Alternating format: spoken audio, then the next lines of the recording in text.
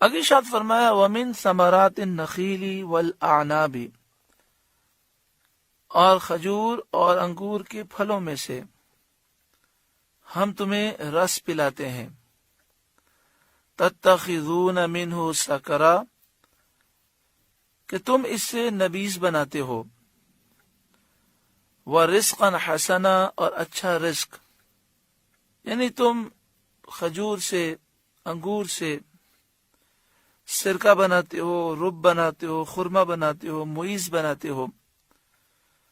شرعی مسئلہ یہ کہ معیز اور انگور وغیرہ کا رس، حضرت صدر الافاضل مولانا نعیم الدین مراد آبادی علیہ رحمہ تفسیر خزانہ العرفان میں لکھتے ہیں، معیز اور انگور وغیرہ کا رس جب اس قدر پکا لیا جائے کہ 2/3 جل جائے اور 1/3 باقی رہے اور تیز ہو جائے، اس کو نبیذ کہتے ہیں۔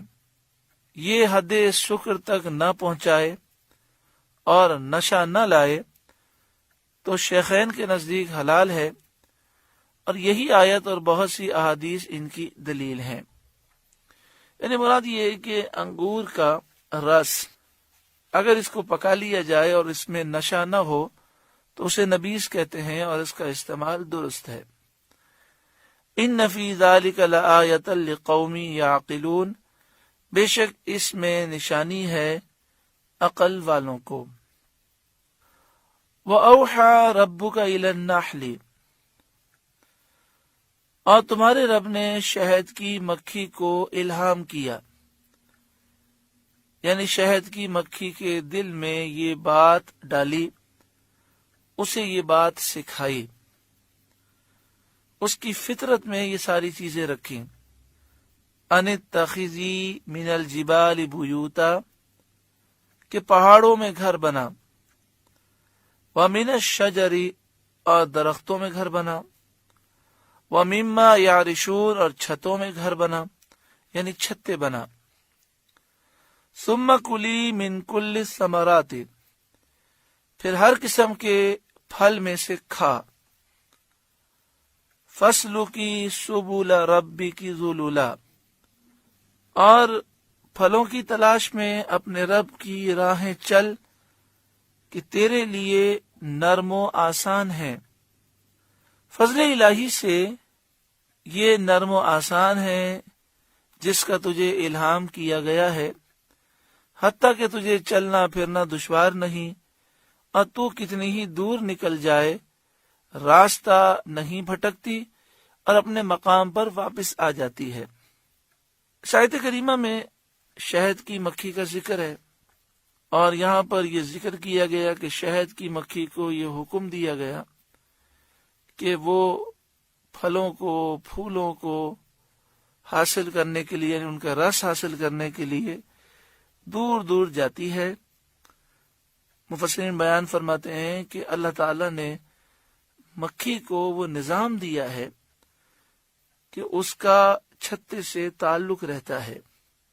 یہ مکھی کئی میل دور چلی جاتی ہے رس کو چوسنے کے لیے، اور جب واپس آتی ہے تو راستہ نہیں بھٹکتی اور اپنے چھتے ہی تک جاتی ہے۔ آج کل کے سائنسدان یہ کہتے ہیں کہ جس طرح ایک موبائل کا موبائل ٹاور سے رابطہ ہوتا ہے، اسی طرح شہد کا چھتا شہد کی مکھی بناتی ہے، اس میں اللہ تعالیٰ نے اسے یہ سسٹم سکھایا ہے کہ وہ ایک ایسا سسٹم بناتی ہے کہ اس سے شہد کی مکھی کا کنیکشن رہتا ہے، اور مخصوص قسم کی ریز نکلتی ہیں جس سے شہد کی مکھی اپنے ہی مقام تک پہنچتی ہے۔ شہد کی مکھی کے چھتے کو آپ دیکھیں تو شہد کی مکھی کے چھتے کو دیکھ کر، اس کے بنانے کے انداز کو، اور شہد کی مکھی کے نظام کو دیکھ کر کہ شہد کی مکھی کی ملکہ کس طرح پورا نظام چلاتی ہے، اور ایک چھتے میں پوری حکومت کا نظام موجود ہوتا ہے، سپاہی مکھیاں الگ ہوتی ہیں، خادم مکھیاں الگ ہوتی ہیں، تو یہ جو پورا نظام ہے اسے دیکھ کر انسان حیران ہو جاتا ہے کہ اللہ تعالیٰ نے اتنی چھوٹی سی مکھی میں کیسی کیسی صلاحیتیں رکھی ہیں. آج کل کے سائنسدان یہ کہتے ہیں کہ شہد کی مکھی ہو یا پرندہ ہو، ان کے دماغ میں قدرتی طور پر پروگرامنگ ہوتی ہے. جس طرح ہم کمپیوٹر میں پروگرامنگ کرتے ہیں، تو انہوں نے کہا کہ جب بھی یہ جانور پیدا ہوتے ہیں تو ان کے ذہن میں قدرتی طور پر پروگرامنگ ہوتی ہے. انہیں اڑنے کے لیے پرندوں کو کہیں ٹریننگ کے لیے جانا نہیں پڑتا، وہ خود ہی جانتے ہیں کیسے اڑنا ہے. اسی طرح شہد کی مکھی کہیں سے ٹریننگ نہیں لیتی. اللہ تعالیٰ نے ان کے ذہن میں ایسی پروگرامنگ رکھی ہے کہ اس کے مطابق وہ اپنی ضرورت کی تمام چیزوں کو جانتے ہیں. ان اللہ علی کل شیء قدیر، اللہ ہر چاہت پر قادر ہے.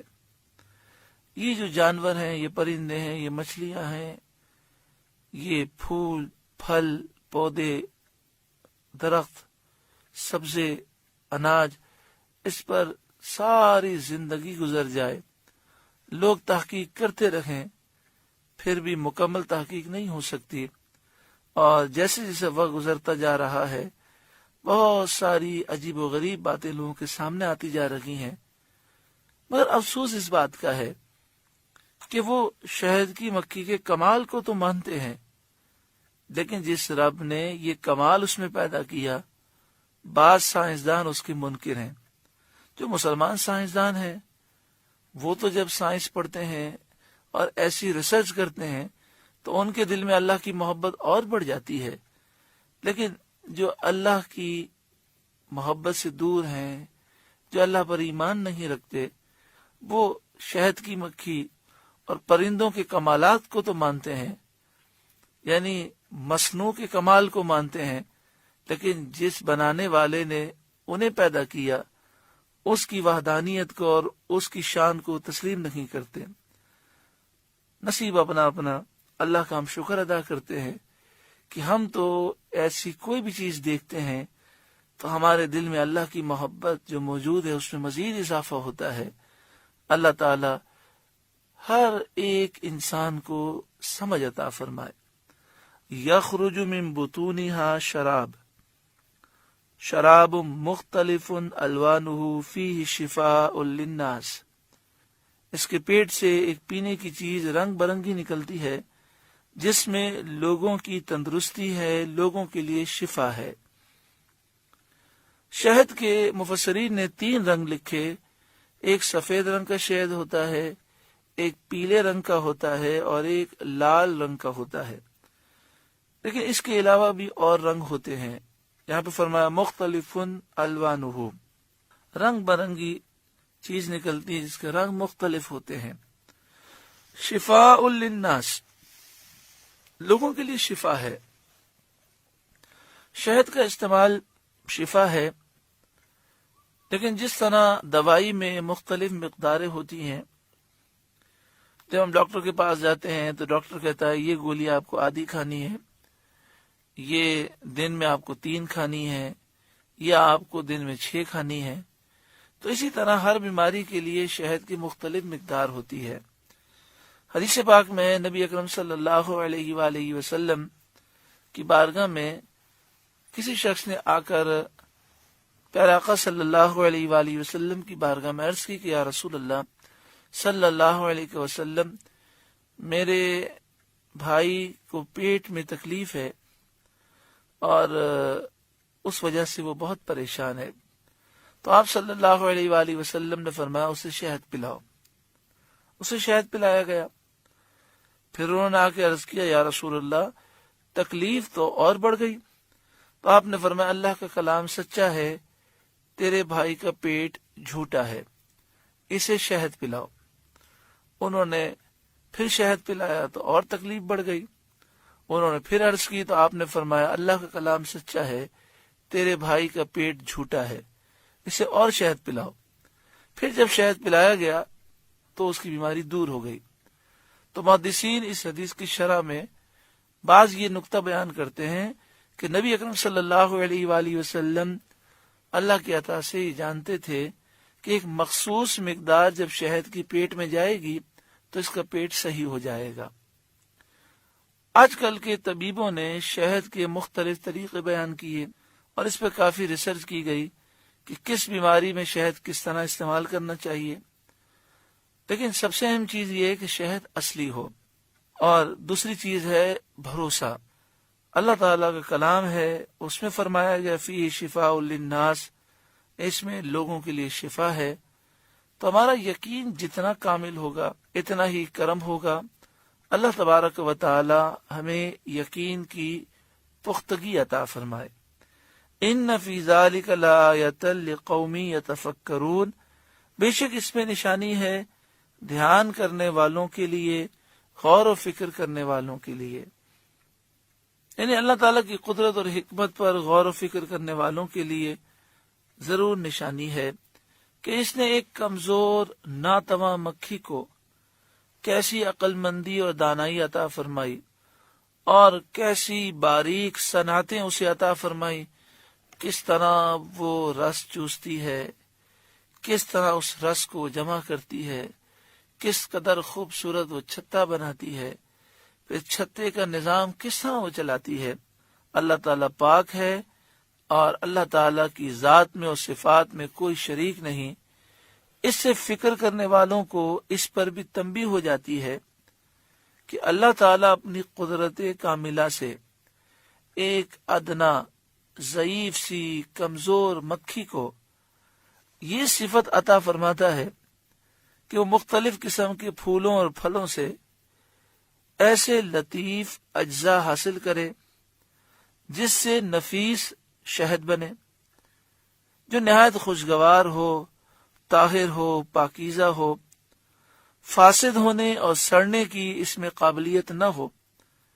تو جو قادر حکیم ایک مکھی کو اس مادے کے جمع کرنے کی قدرت دیتا ہے، وہ اگر مرے ہوئے انسان کے منتشر اجزاء کو جمع کر دے تو اس کی قدرت سے کیا بعید ہے۔ وہ ہر چاہت پر قادر ہے۔ مرنے کے بعد زندہ کیے جانے کو ناممکن سمجھنے والے کس قدر احمق ہیں اور وہ کس قدر عقل و شعور سے دور ہیں۔